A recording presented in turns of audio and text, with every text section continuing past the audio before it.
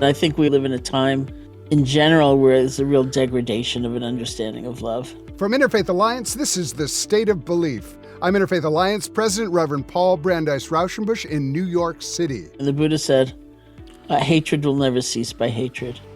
Hatred will only cease by love. This is an eternal law. And you come to some situation, you think, here? Here too, What could that possibly look like? Sharon Salzberg has spent decades teaching Buddhist meditation, leading retreats, and writing books. Lots and lots of books. Her latest is titled Real Life, The Journey from Isolation to Openness and Freedom. And she'll be back with us this week on The State of Belief. Specifically, you always honor Lord Ganesh, who in Hinduism is a god with the elephant head, because Ganesh typically is thought of as the god who removes all obstacles from your path ahead. So you want that new year to be stress-free. And then once Ganesha sort of cleared the path, you'd usher in Lakshmi, who's the goddess of wealth and prosperity. And then she would sort of come and light the path and make sure that that year ahead is pretty dope. This weekend is Diwali, the Hindu festival of lights. It symbolizes the spiritual victory of light over darkness, good over evil, and knowledge over ignorance. We'll mark the occasion with the Hindu pundit Sushma Dwivedi. We are growing the State of Belief, building on our 17-year history by partnering with Religion News Service. And as a part of the RNS family of podcasts, there's Next Generation, the State of Belief podcast that I want to make sure you are subscribed to. Please visit stateofbelief.com/new podcast. It would really help to have you subscribe and to tell people you are close to about the conversations you are hearing. The State of Belief is made possible in great part by the generous support of our listeners. If you made a donation, thank you for helping get these conversations heard by more people who need them. If you haven't pitched in yet, information on how you can keep this show going is available at stateofbelief.com. And you can find out more about the work of Interfaith Alliance and join us at interfaithalliance.org. And now to my first guest. Sushma Dwivedi is a Hindu pundit and a hands-on advocate for marriage equality within her own faith tradition. You can find out more about her at Purple Pundit Project. She also is the president of Ghetto Gastro, a culinary collective with a racial justice and social justice bent. And the products just hit the shelves at Target this week. This is an amazing woman, and she is going to help illuminate and celebrate the important Hindu celebration of Diwali, which is taking place Sunday, November 12th, just as this podcast hits. So I'm really excited. Welcome to the show, Sushma. Oh, Paul, that's so generous of you. Thank you so much for having me. I love the way we met, which was my two boys are really close to the boys of Reshma and Nihal. Reshma has been on this show. And they invited us to a Diwali celebration. And you were the pundit. You were the priest. And I just have this image of my kids like looking at these candles and hearing the stories. And it's so beautiful. So I'm just so glad for you to be the one that can really share with our listeners, like, what is the meaning of Diwali? What's the story behind it? And then, a little bit more about like what we can take from it. First of all, nothing brings me more joy than Kids Diwali every year. Reshma Nihal kicked it off, many years ago. And I've been so fortunate as to get to help organize as we put it together every year. So it's coming up this weekend as it is. But the best part about it is being able to make any tradition and holiday interesting to your kids, right? And sort of giving them a sense of being able to pass it down and participating in it all. My kids were babies when it all got started. And so I see them take more interest now at 5 and 7 than they did, when they were just little boo-boos putzing around, Right. happily coloring a little Diwali candle or whatever it was to get started. And what I really enjoy is that we've made that little, it's so grassroots. It's basically in their living room, Right. and probably always will be, like a little community and effort. a wonderfully diverse crew. Like it's, Yes, I was just about to say. Yeah, it's just like there's such a welcome that we all could come together to learn and celebrate together, which is just so beautiful. So it's so wonderful. That's what gives me hope for humanity, is moments like that, I will say, where we are a room full of all kinds of backgrounds and cultures and religions, just coming together to celebrate, learn, and be together in community, which is wonderful. If you Exactly. trace Diwali back to its roots, it is, often referred to as a Hindu festival of lights. And the light factor has both physical connotation in terms of lighting candles, as well as the more, spiritual factor of a victory over light over darkness, good over evil, and a triumph. It's often referred to as Hindu New Year, as it is. And you sort of set the clock, right? Hinduism operates off a lunar calendar. So it's always somewhere in the October, November timeframe. Lately, it's been closer and closer to Halloween. Ah, Actually, ah, next year in 2024, it's on November 1st. So that's going to be one heck of a few days, I'm sure, to right. try and organize with kids overall. But it is celebrated by more than Hindus, I will say. It's largely a South Asian celebration overall. Jains observe their own Diwali. Sikhs celebrate Bandi Chhor Divas, having to do with Hargobind Singh Ji being freed from Mughal prison. Buddhists have traditions related to Diwali as well. And so I would just say it's sort of, endemic to the region around there. Right. And so, as the origin tales would have it, in its most authentic sort of original form, or originalist, if you will, it had to do with Lord Ram returning to his kingdom in Ayodhya after banishment and going to rescue his wife, Sita, who had been after defeating a demon and bringing her back. And so when he came back to his kingdom, then along with him came prosperity. And that Mm, was the joy and the triumph of good over evil. And the villagers and everyone lit the path for him to be able to mm, see the way and get there. And so he could see how to get home. And that's so the candles brought him home. And then along with him came prosperity. But mm. these days, it's tough. I'll sort of feel like you can celebrate anything at the moment, Right. with all that's happening in the world at the same time. And I personally just, I find it really hard. How are you dealing being a member I of faith, as it is? It's really tough. It's really hard, and you try to find these places where hope is emerging, and continue to reach out to one another, and continue to invite people into community, and as much as possible, be with an open heart, and try to try to listen and try to learn, but also try to work as much as we can for peace. And I know a lot of people have different ideas about that, but right now I'm just, trying to be in community with people. And that's the Yeah. reason, like, looking forward to a Diwali celebration, but also to recognize, like, there's something really important about committing ourselves to this idea of light, and being part of a community that will bring light to the most shadowed places. Yeah, I think that's a really good way to put it. I mean, I think one of the things we've always tried to instill, and I'm sure you do the same, when passing down tradition, especially for high holidays and things, is a few more acts of service.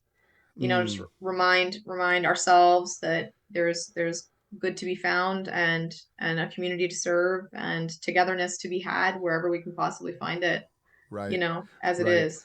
What are some of the rituals that, if someone was lucky enough to be like me and invited to a Diwali ceremony, what would be a way to prepare? Like, what would you? I mean, I as you said, it's incredibly diverse. People Yeah. from so many different backgrounds, and I've been so lucky to have been able to participate in many different kinds because of the situations, whether at Princeton or other places where Sure. different communities were celebrating it, and I could see the diversity. But what would be something to be looking out for, and maybe something that someone might want to bring if they were coming to Diwali, or just I'm curious, like, what would be a way that it would be you know right to show up at a Diwali if you're Well, fortunate enough to be you can invited. always bring food.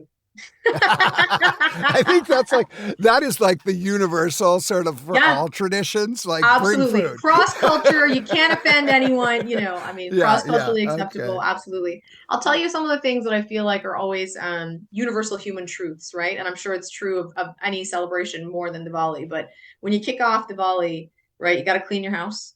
Your home Uh-huh. has to be clean, as it Mm, is. You got, and it's part of the purging. I think if you start to celebrate, right, look ahead to a new year.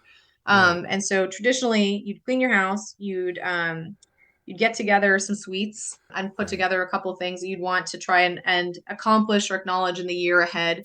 Good health, education, respect for learning, Uh-huh. all the things that you'd want to accomplish, or like what's coming up that you'd want to usher in, right, as it Right. is. And then as your family sort of centers around for prayer or whatever ritual it is that one follows, all those things are honored. And then you offer the sweets or food or whatever you'd have on a little tray and flowers, I guess sometimes some people like to offer flowers to the gods above.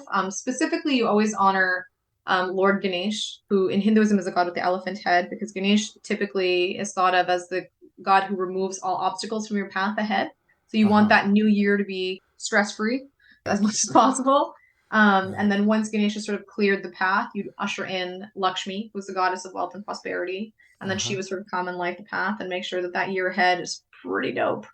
Yeah, pretty but dope. lots of food, I would say. That pretty dope is a liturgical term. I'm pretty sure Indeed. that's Yeah. I think that's really beautiful, and I do think whether you observe a formal religious tradition, the idea of making space for something new, and then actually the intentionality of like identifying those things and then lifting it up, and whether that is to Ganesh or to whatever your tradition is. I do like the idea that these are spaces. We could talk about Diwali for a long time, but I do want to get you have such an interesting way of getting in this. I think that you didn't like you have another job, you have a whole life. And then how did you get into this? How did you become a pundit? I mean, I think that this is in your blood, but it isn't necessarily something that your parents said, you must be a pundit and that's the last thing. That's it. You know, I mean, this is something you decided you had to do. I did. And I sort of felt, as cliche as it may sound, I feel like I felt a little bit of a calling. But what called me was societal change. Right. And so the little voice in my head that started to sort of talk about, is there something I might have to offer here? Or is this a path in which I might serve, started to emanate for me when I was getting married myself. And so I've been married now, I don't know, 10 years, actually. It's 23. And my husband has a transgender sibling. And it wasn't until we were getting married ourselves when, God, this may sound so ignorant, Paul, but I'd never really thought about what the process would look like for them if they were ever to try and find a pundit. And it turns out not so great, you know. I mean, it became pretty quickly obvious that they probably wouldn't be able to find one at all. So that didn't sit right with me at all. And so I started with just getting ordained on the internet. And then I didn't really do much about it. And then a couple of years later, it was 2016 and the world was arguably a dumpster fire at the time. And I saw that, rights were really starting to be questioned and taken away. And I was really quite fearful. And I had just had our first child. So I was home on maternity leave with Ashwin, who's now 7. And I forget it, man. I got to do something. This little baby can't grow up in a world where he doesn't think everybody's equal, you know, and that's not sitting right with me. So I Purple Pundit's website myself off of like GoDaddy.com. It's not the greatest, most interactive site of all time, certainly. But I called my grandmother. And I'm lucky enough to have living grandparents, obviously, in my 40s as it is. But you're right, it is in my blood. I'm from Eastern UP. My grandparents came to Canada, so my grandfather could get his PhD, and they were, basically on the board of the very first temple, a Hindu temple in Montreal. And my family's from a region of India, Uttar Pradesh, UP, that is quite conservative and quite religious, to be honest with you. And so religion was very much part of our life, deeply so. And so is ritual and tradition. So it wasn't necessarily a far leap for me to sort of venture more into the family way, if you will. But I called her and I said, listen, I really feel like I could do something here and I want to help gay people get married. I want to train more, like a little bit more effectively and spend some qualitative time. Will you help me? And to her credit, my grandmother was very much like, yes, I will help you.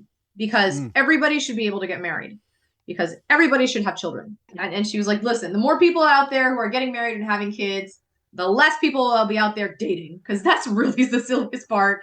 That's one perspective. Yeah, I'll take the however win. You get there. Yeah, exactly. However you get there. And so we'd spent probably about 6 months or so, maybe 7, training, and if she didn't like my Sanskrit, she'd tell me to start again. If she thought that, I could do a better job when it came to verses and scripture and on interpretation, we'd take it again, and so she's a tough coach. She's a tough coach. And so when we walked, by the time that little period of time was over, I had a pretty good sense of how I wanted to make a Hindu wedding ceremony a little bit more progressive and inclusive while still maintaining all the tenets that I knew to be beautiful and true. Yeah. So I have her to That's thank for that. And yeah. then a couple of years later, fast forward to 2018, I was having our second son, Nyan. And this is such a fluke, Paul, but I ended up officiating a wedding in the hospital while I was in labor. And Wow. it's total fluke, would never happen again, once in a lifetime thing as it is, but it went viral. And so from there, I got a lot more incoming wedding requests. And since then, I just had wedding number 70 in Wow. October. Uh-huh. And I think I've blessed 7 homes and named 5 babies. Yeah. And had 1 restaurant opening for Sona in New York. I That's mean, I about as think far as that, it goes. And I love doing stuff with families and kids the most, obviously, as it is. yeah. And I Super think fun. part of like the what you say on the website Purple Pundit Project is even being a woman and a pundit Oh, yeah. is for some people a stretch. I grew up in a church that had a female pastor, and so for me it was like Wow. that's yeah, this was in the 70s, and it was just like I was like, oh, that's just the way it is. That's everybody has a female pastor. But Yeah. actually we were one of the first churches to have a female pastor in the Presbyterian Church. And What but country was that in, if you don't mind my it was in asking? Wisconsin, Madison, Wisconsin, That's and incredible. yeah. But it was interesting because for me, that was my tradition Yeah. was having women in religious leadership roles. And now for more people that you interact with, that's just their tradition. That's what they know. And I Yeah. think that's the revolutionary part of it. It's like it's done in a way that's providing essential spiritual services, but it's Mm. by a woman who is open to all kinds of gender and all kinds of equality. And it's just done in a way that uses the tradition and brings it in the most loving way into the real lives of people. So when people are like, the tradition says, well, not mine. People are I always saying know. like, gays shouldn't be in Christianity. I'm like, well, that's not how I was raised. That wasn't my tradition. I never heard anything against gay people from the pulpit. And so like, I think that, the people who you're working with will have an understanding of Hinduism as actually a place where they can have a home. Whereas like other people would say they can't have a home there. And I Well, just think it's and don't really you find that important. interesting? I think that the part that's always I found most fascinating, the deeper and longer I do this, is how much gatekeeping is really at the hands of who is at the pulpit Mm, and how yeah. that person interprets something, right? Yeah, So totally. Oh, scripture totally. in and of itself isn't hateful, No, it is and very I'm like, making sweeping overgeneralizations, of yeah. course, but I mean this to be true across religion as it is. But the interpretation can be. So if you are coming from a place of openness and inclusivity, you will find it. Yeah, yeah, it is so true. What are some of the like great Hindu thinkers who you would like invite people that we may or may not have heard of, who just to put on our radar for like this spiritual wisdom and anybody come to mind that have some texts that might be popular enough for like lay people who are interested in Hinduism and want to learn? You know what, Paul? Rather than sort of talk about ancient texts, can I tell you about a couple people and organizations that I feel like are really current and doing some incredible work? I Because love that's who I that. try to keep up with, and that's who I'm Yeah, trying to follow. And I think yeah. that's who I find personally most inspirational these days. So one of them is Hindus for Human Rights. They are Yes. doing absolutely. Have you met them Yeah, in DC? Yeah. Sunita, Yeah. I love them, and they are coalition partners with us on a lot of our work in Washington As they D.C. and should around the be. They country. are Yeah, so wonderful, yeah, really, really, bringing an inclusive, progressive lens to Hinduism, which I so deeply appreciate. yeah, I think Sadhana is a great organization yeah. as well. I have, a couple of other friendly, progressive, inclusive pundits who I stay in touch with closely is Dr. Rajabatar, who's on the West Coast primarily, but some splits around a little bit. He's a global nomad, if you will.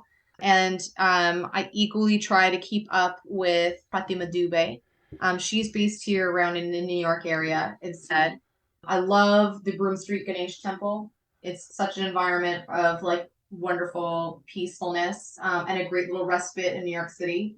Oh, I If you're love looking that. for a moment of peace, as it is. Yeah. But I think part of the reason why I try to look at more, inclusive takes and how we're advancing Hinduism with a more progressive lens is in the hope that ultimately we can all stop describing ourselves as progressive, and that will just be the norm. Oh, listen, you don't have to talk to me about You that know? in my, I mean, Yeah. honestly, this, that I almost resist it with my faith. It's like, yeah, I mean, okay, progressive meaning I want to move forward, but actually like I know. I don't need a descriptor of the way I practice my faith. So you're also this incredible businesswoman, and I love Ghetto Gastro, is it? I love that. Yes, And it is. what are some Hindu values that you think you bring to the kind of social justice lens that Ghetto Gastro has had over the years and which is now expanding? Like, what are some principles of Hinduism that you can just like maybe identify as operational as you imagine the future for such a great Best organization? question ever, and I'm probably going to turn it into something for my team at some point. I will say, so Ghetto Gastro has been around for like 10, 15 years, right? Like they got started out of the Bronx. It's where all three of the founders are from. It's two chefs and an artist. They're very committed to community and breaking barriers and educating about racial justice and social justice. What brought me to it and where I knew that this had to be the next gig for me was being able to advance that. And we had a very shared mission of wanting to make sure communities of color had better access and options when it came to nutrition in particular. And I think that one of the greatest parts of Hinduism is always a sense of community and looking out for the greater good, right? It's a collectivist culture, right?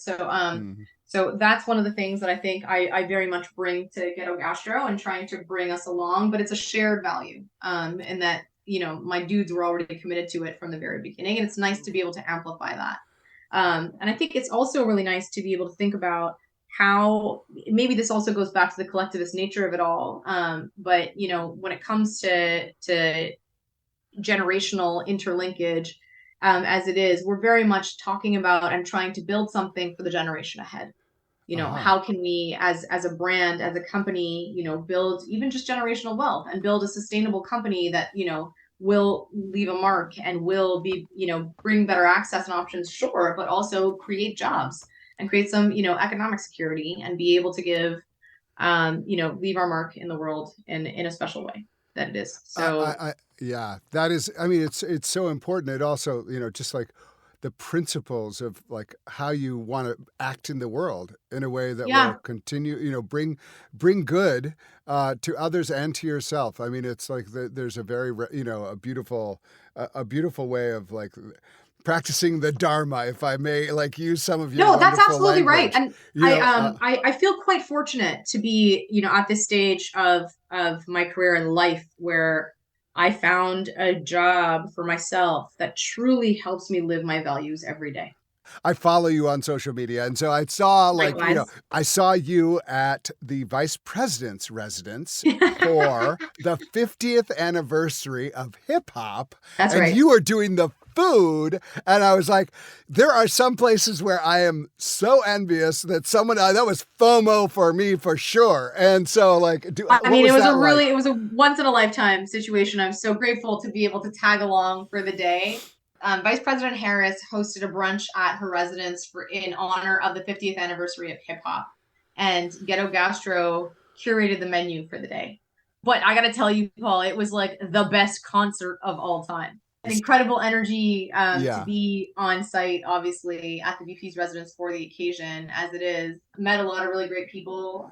And actually, we're heading into an election year. And I think my favorite conversation I had that day was with the team from Black Voters Matter. And we plan on engaging a little bit more, prevalently in the months to come, so we can ideally have some more light over dark.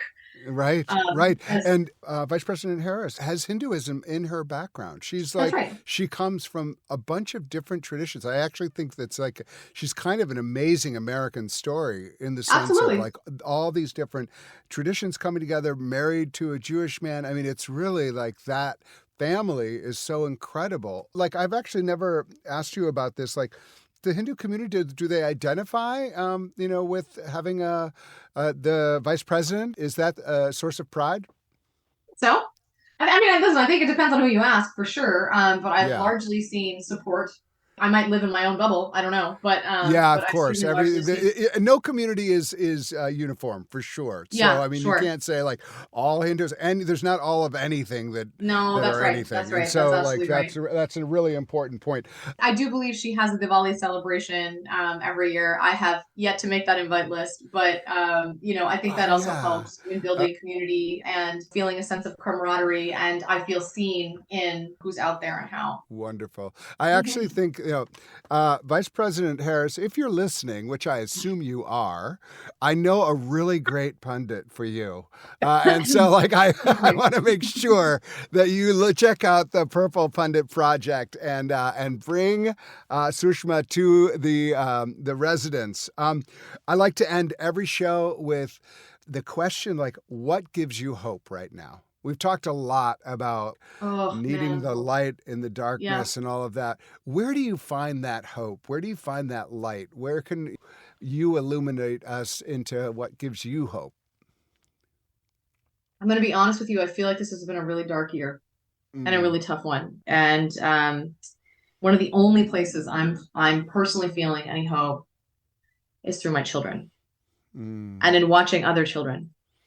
And watching, kids like ours play together and celebrate a holiday, and I love watching my kids get just as excited about learning about Hanukkah and singing dreidel, dreidel, dreidel as they do learning about Hinduism and celebrating Christmas and really embracing their multicultural little selves. And the best part about watching children just be children is it's a really great reminder of no one is born with hate in their heart. That's right. They're not. That's right. A great reminder, and it's the wisdom of Mahatma Gandhi, of Nelson Mandela, of Martin Luther King Jr. All of them, talking about love and the need of love and to dispel hate and light to dispel darkness. So, tell me, like. Of course, I immediately go to like Happy Diwali, but I know there's a better way to say it. So how do I? You can? Okay, but I want to go a little deeper. How do I get real? Tell me the way to say it. Diwali Mubarak. That's so interesting because it's like Ramadan Mubarak. Absolutely. Or Sal Mubarak.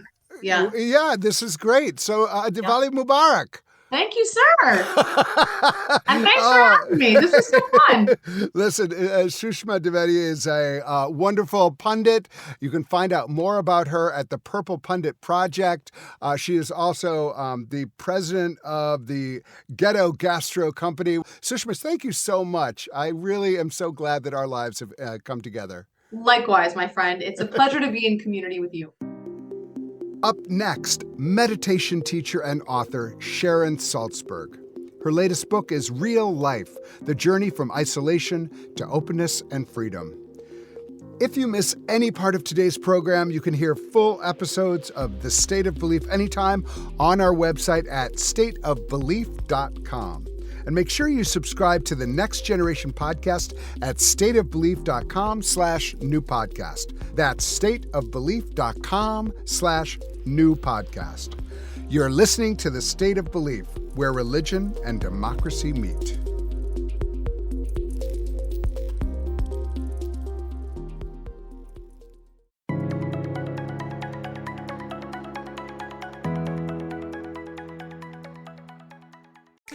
I'm Roxy Stone. And I'm Caitlin Beatty. Saved by the City is a podcast from two Christian women cracking the code of faith from the mean streets of New York City. Our podcast captures what happens when purity culture meets hookup culture, when distraction steals from devotion, and when the diversity of viewpoints and lifestyles clash against assumptions. Gotham can be a weird place for Christian women, but we're out there, and we have stories to tell. Saved by the City, wherever you get your podcasts. Thanks for listening. Sharon Salzberg is a central figure in the field of meditation, a world-renowned teacher and a New York Times best-selling author, bringing Buddhist wisdom to contemporary challenges. Sharon co-founded the Insight Meditation Society in Massachusetts and has been leading meditation retreats around the world for over 3 decades.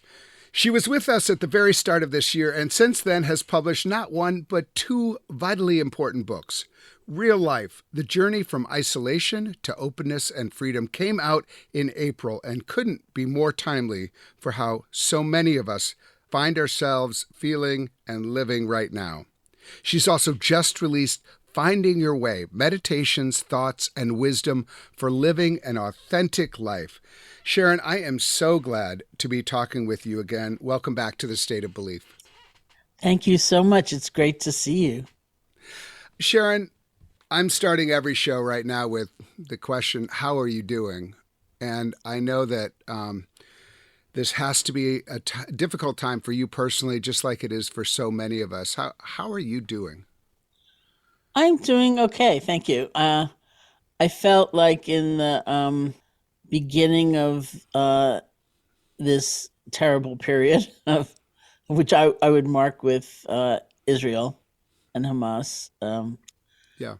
It brought up a lot, interestingly enough, from my childhood because when I was 9, I moved in with my grandparents. My mother had died, my father was gone, and living with them, there were any number of relatives kind of coming through who were really like pretty crazy. And my grandparents would always say, "Oh, you have to understand."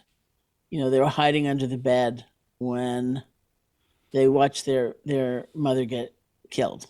You have to understand they hid in the closet for so long. And, many of us from, every ethnicity and race and so on have that kind of inherited trauma, and that happened to be mine, so it was very much relevant. Now I'm just like, I wish I could help ease others' suffering, in an effective way. And it's hard to know what to say, what to do, if simply being together and honoring that is the way, or if there's actually a different activity. I did find, I had this conversation with Dan Harris, we were having dinner together, and he later put it on Instagram, which I really appreciated, which was, the worst feeling for me is that sense of helplessness. And when I reach that in my introspection, then I really feel compelled to do something. And it's something in my own orbit, reaching out to a friend or checking in on somebody or thanking somebody that I've maybe been a little neglectful of, something like that. And that's an important thing also. Yeah. Yeah, I agree completely on the helplessness. It really is like, so what do we do? What do we do? What do we do? For Interfaith Alliance, one of the things we put out just in the last week was a pledge that we would show up for one another. And that if we saw Islamophobia, if we saw anti-Semitism, no matter who we were going to speak up, we were going to show up, and we weren't going to allow that to destroy our communities in this country and in our states and in our cities and in our towns.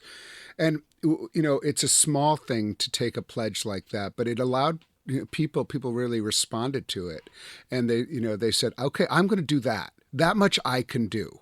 And it is like these small things, as well as, being engaged in whatever way we feel called to do. And I can't dictate that to other people, because people do have different perspectives. And unfortunately, we're in a terrible moment. So I don't presume to dictate to people what they will feel called to do right now. But I do think if we can all feel called to stand against hate, and make sure that we are not part of raising the violence against people in our community. So I really appreciate that. Thank you for sharing that. So one of the things I wanted to start with was like, let's talk about the first book that you released this year, which is like The Journey from Isolation to Openness and Freedom. I think right now there is I don't want to frame all of this in terms of the current conflict. I think in general, we have a tendency to isolate whenever we feel scared, whenever we feel uncertain. That can be a community can isolate, but that can be us individually. Talk a little bit about that book and why you decided to go down that path and along the journey with so many of us who have traveled that path around isolation to openness. Well, and part of that introspection, for getting ready to write was really the question of when do we tend to feel most contracted, we can't breathe, most trapped, the least options. And certainly from the perspective of my meditation training or Buddhist understanding, it's not because of what we're feeling, it's often because of how we relate to what we're feeling. Like we might feel incredible craving, but we don't necessarily feel trapped in it. We might feel anger, but we're not defined by it and overcome by it. That doesn't mean we're ashamed of it or hating it, which is the other problem. But we have a whole different relationship to it. And when do we feel open and connected and free? And that, really came down to love and loving kindness and compassion and generosity. And so I wanted to write a book about that journey. And the journey was interesting in itself. Like, what do we take with us on the journey? What do we leave behind?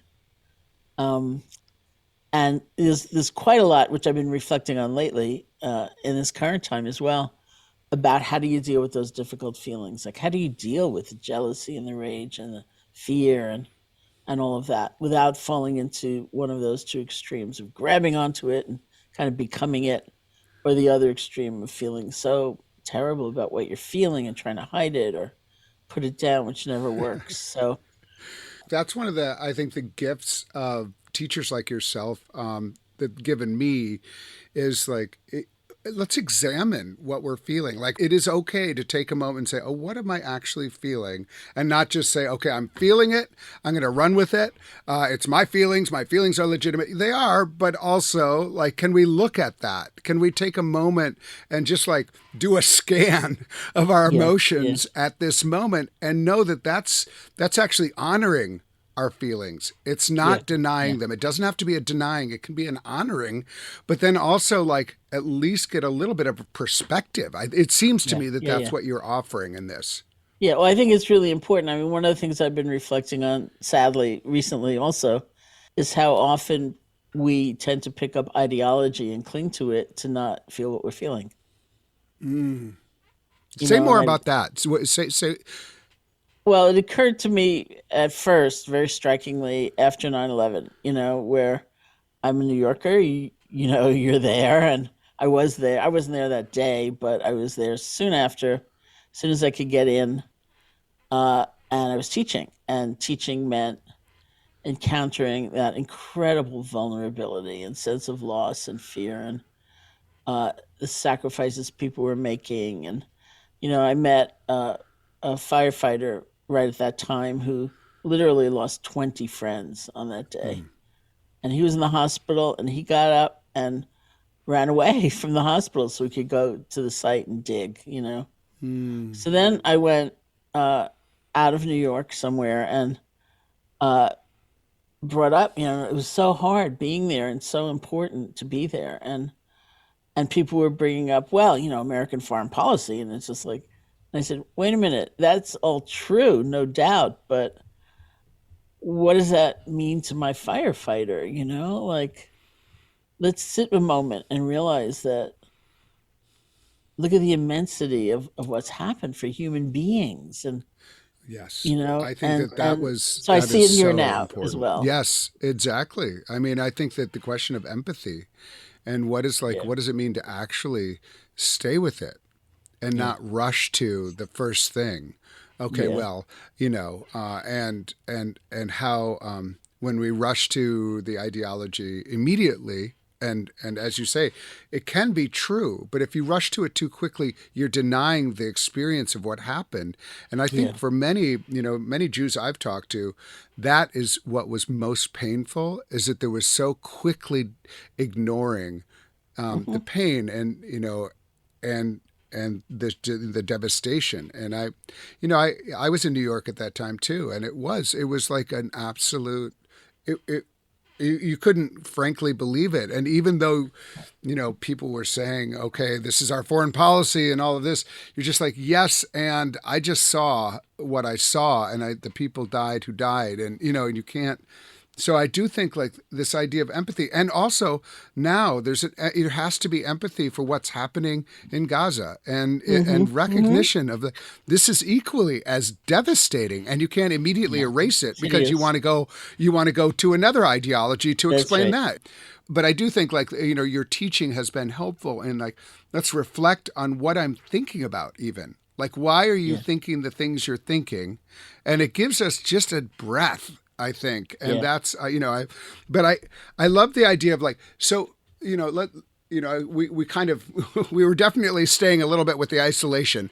Now, like the path towards openness, I think is what really is, could be so valuable. Like, how can we keep that path in front of us at all times, and especially in this time? Well, one of the things we notice, back to difficult feelings, is that we're strong enough actually to be with it in a different way, especially when we don't feel all alone.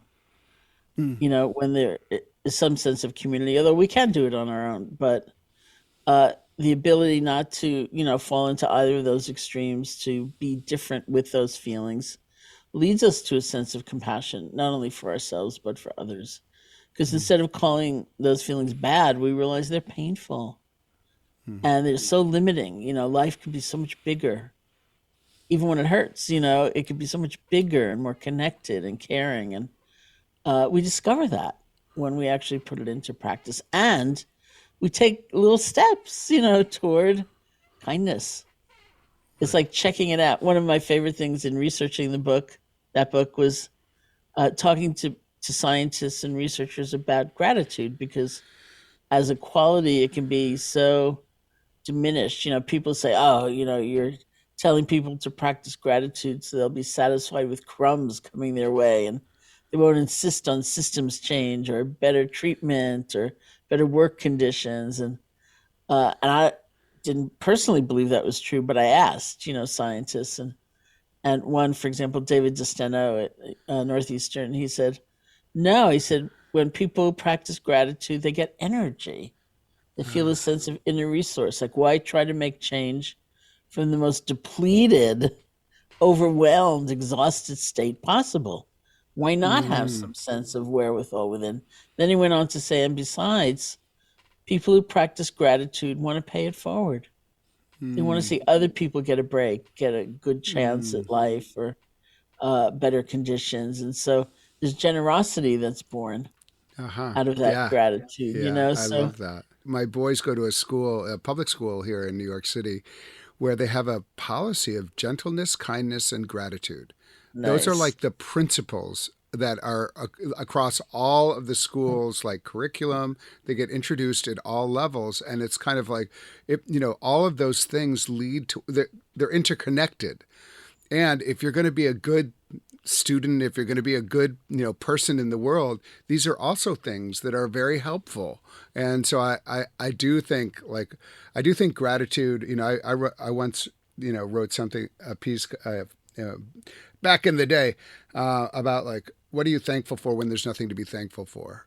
And, face of a death of a parent, all those things. And then it's just like this affirmation that life is worth living even.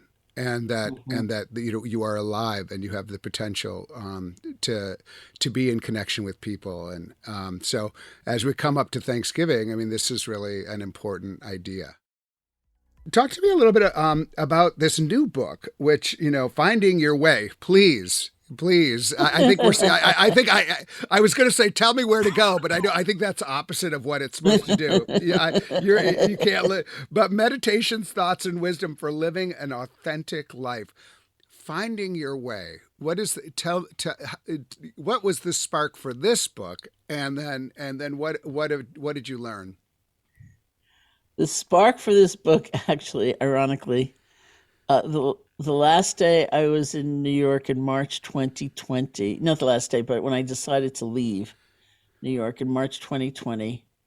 I was having lunch with an editor who had asked to meet with me. And I had just taught a class where anxiety was like massive. This was, by the way, the pandemic was real in New York It City. was very real. Lockdown was probably about to happen. I mean, It was about to happen. It had not yet happened.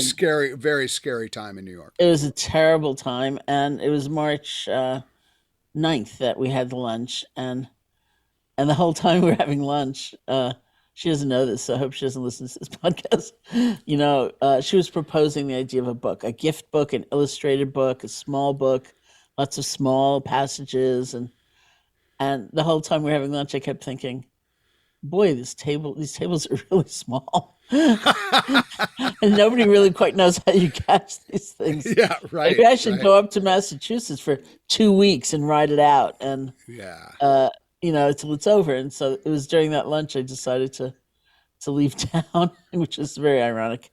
And I had said to her at the time, I don't know, it's not really my thing. And she said, no, you should really consider it. Thich Nhat Hanh has written 2, Pema Chodron's written 1. They're very accessible to people. It's very available to people. So I came back up here. I'm in Massachusetts right now. And months later, I woke up one morning and I thought maybe she was right. Attention spans are not great right now. There's so much going on, so much unexpected. Like maybe just a book you can pick up and read like one paragraph would be really useful. And so that was the birth of the book. I called her and I said, "Are you still interested?" Great. I mean, I think that, the idea of, I do think the idea of finding your way, it's like just that idea in life is like, what am I meant to do? How can I recognize guideposts along the way? And the idea of an authentic life. Can you say a little bit about like, what does authenticity mean to you? I think it means something different than the conventional understanding, perhaps, because sometimes we use the word authentic to mean reckless. Like if somebody can be mean, but they're honest about it. They're not fluffing it up or pretending to be other than mean spirited, and we think, oh, what an authentic person, but we don't think, really, is that the greatest potential with which one can manifest? Like how small are you defining life? And so I think of it more as a sense of wholeness, that we recognize our own wholeness, the capacity we have, even if we're not living up to it fully, for love, for connection, so on, for wisdom, and we're bringing it forth to some extent. So I'm taken with that often. Like sometimes even in films or biographies of, we see people who just like drove their staff crazy and were awful, and we say, well, they were so authentic, and you think, well, maybe there was something else. Yeah. I mean, authentic. Yeah. I like the idea of authentic as whole, because it, if you bring of all of you, then that's the only thing you can do. And all of you, no one else is all of you. Yeah. I mean, so I like the idea of that wholeness. Like no one else is all of Sharon Salzberg. No one else is all of Paul Raushenbush. No one else is all of the listeners who are listening right now. And so that's what it means to be authentic. What are some of the, like, throughout the book, I know you have a lot of different meditations and wisdom. And what are some of the pieces that you most want our listeners to hear, like as they're trying to find their way right now?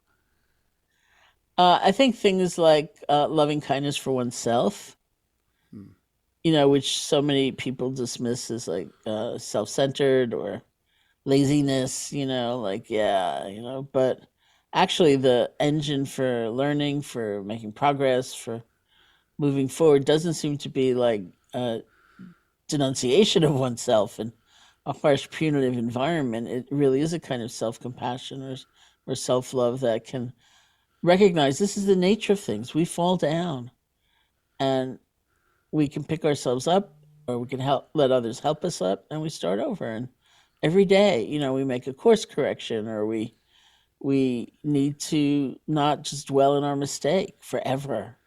I mean, we need to recognize whatever we've done or said or refrain from saying or doing, and lessons learned, or maybe to make amends, but we need to go on, and rather than be stuck in a kind of lacerating self-hatred. And Yeah, so, I think that like just stopping there with the there's a like the I I just got to take time to love me, and it sometimes comes across as like, okay, a yeah, little more right. narcissism, Yeah, but actually it is a discipline to yeah. to not beat yourself up, and not listen to those voices in our head that are really saying like, oh, and just allow yourself to the discipline. I think love is a discipline if you're exhibiting it towards someone else. I mean, sometimes it's easy, sometimes it's not so easy, and I think the Hmm. idea that practicing loving kindness the way that is phrased is really the right phrasing, because it requires like that kind of Hmm. intentionality, and also like recognizing that this isn't carte blanche for everything I do is perfect, and rather it's just saying it's okay to keep on moving, keep on Hmm. improving. Hmm. So I think that's a really really important. Is there any other bit of wisdom that couples with that around finding your way? Yeah, I mean, there's so much, there's like, uh, I think like you, um, spirituality is not confined to like an activity we do once a week or even every day. If we're meditating, it's the nature of our lives when we're connected. Hmm. And so I like to think of life itself as a kind of creative medium.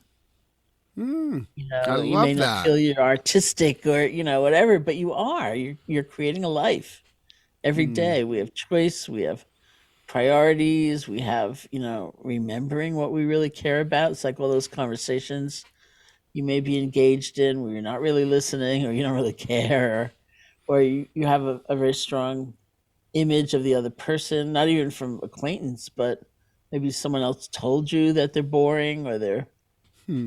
whatever. And so you're not really taking them in. And then you realize that. And here too, you can start over. Realize I'm distracted. Let me come back here. Let me gather my attention. Let me really listen. Or, gosh, I'm holding this really rigid idea of this person, never having met them before. Yeah, Let yeah. me see if I can loosen the grip of that and actually be there. And we have so much potential every single day. Well, I want to reference the 10th anniversary of the re-release of your book, Love Your Enemies, Yeah, that this is you my big wrote. book here. Yeah. It all actually feels of a piece.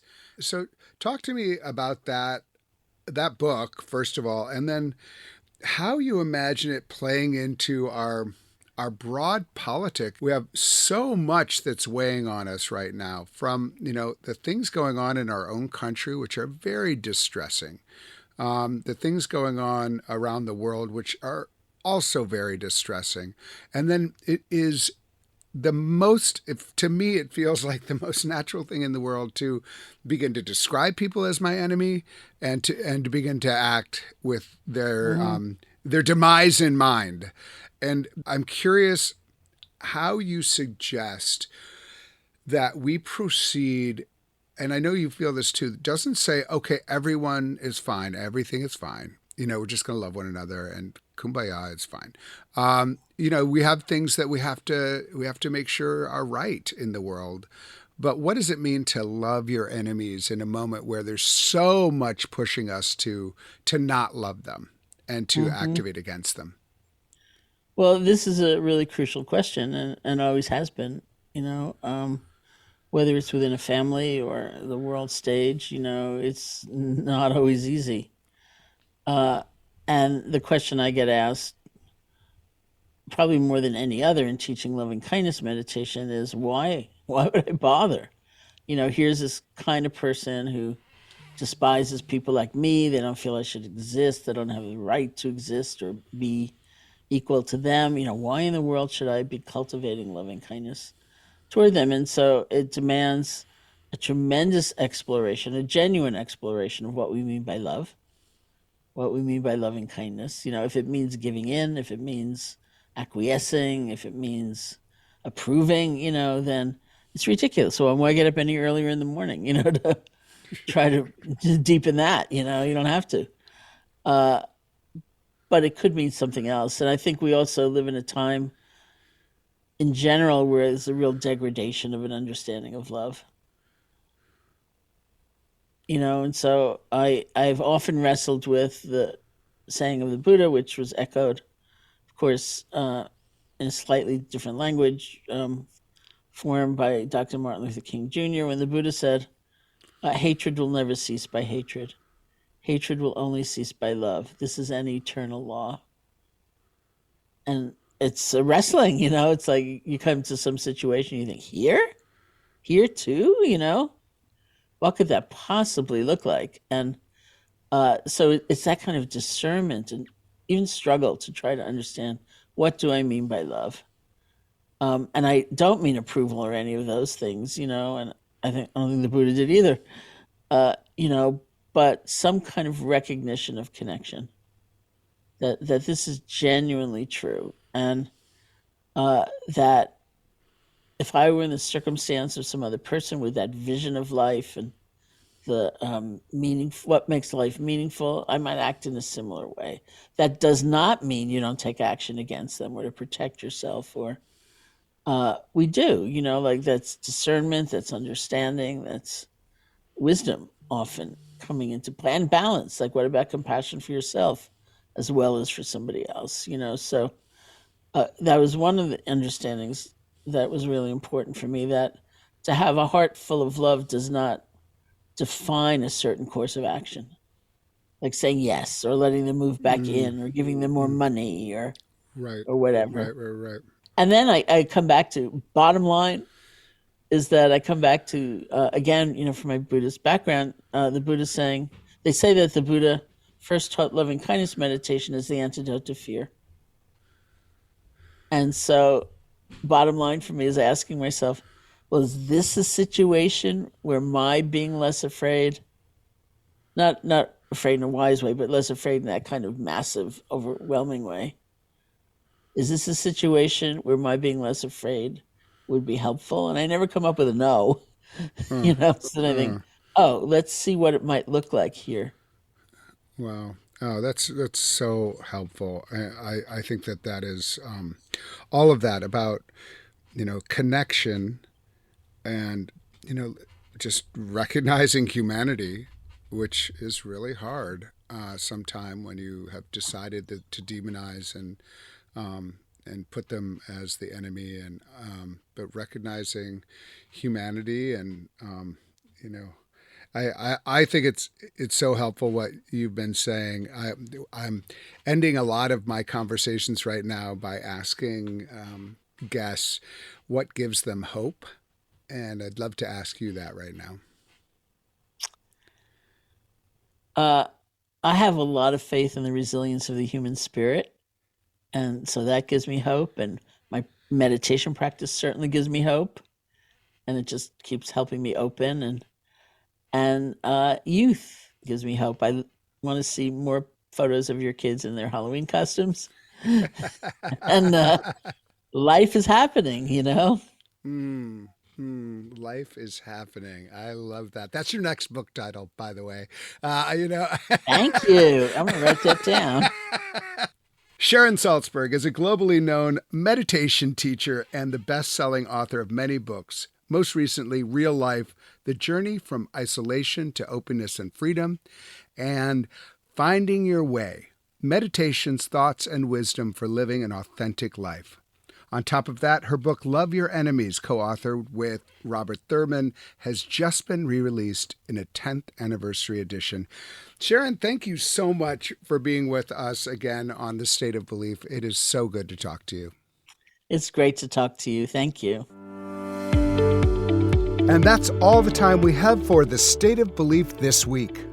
Be sure to subscribe to the new and improved podcast called The State of Belief at Apple Podcasts or your favorite podcast platform, or at stateofbelief.com/new podcast. Subscribe to The State of Belief today.